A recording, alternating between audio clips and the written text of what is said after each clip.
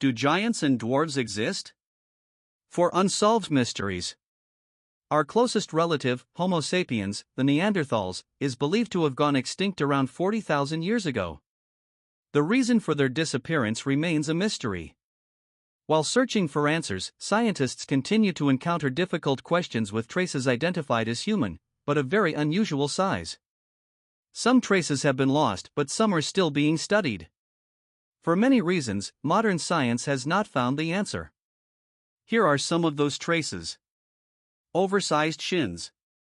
In 1877, a group of geologists exploring for mineral veins in Eureka, Nevada, USA accidentally found a human leg bone broken above the knee.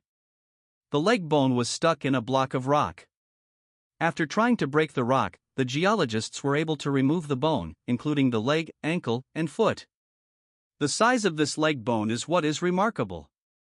From heel to knee, this bone is 99 centimeters long, equivalent to a person of 2.74 m height.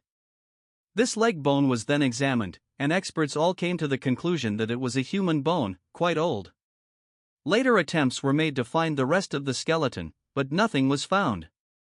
The lower leg bone was once on display, but is now missing. Giant foot.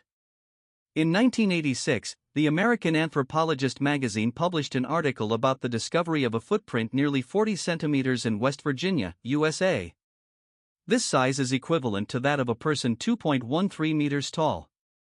Nearly 40 years later, in 1932, several fossilized human footprints were found in Plaster in New Mexico, USA. These footprints were very large, 56 centimeters long and 28 centimeters wide, equivalent to a person 2.43 meters tall.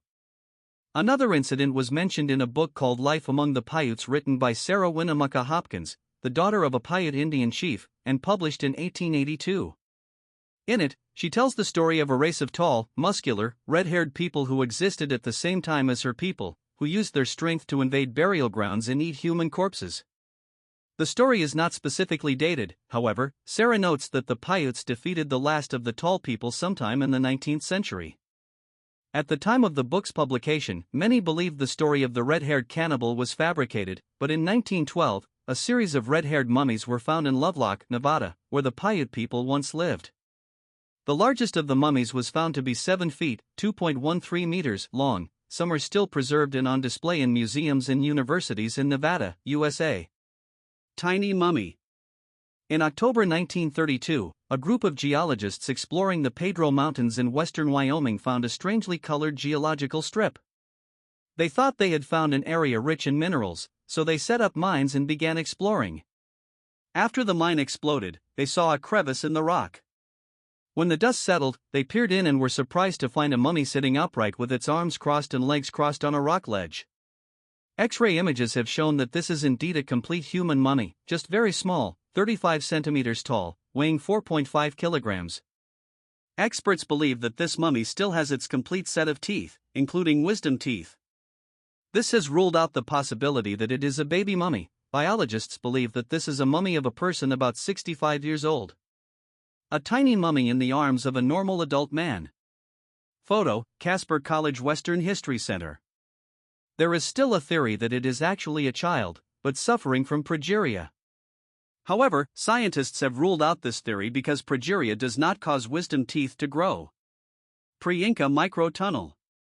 To the south of where the tiny skeleton was found, there are also traces of a thriving civilization of little people. The time of these little people is so distant that no stories or rumors remain today. At some ruins in Central America, archaeologists have always wondered about the remains here, the tiny constructions. Indeed, the tunnels and passages found here are very small and low, just enough for a toddler to walk, while the floors below are worn away by tiny footprints. It is these tiny traces that have made experts curious, whether there really was a race of tiny people living here, and what made them disappear?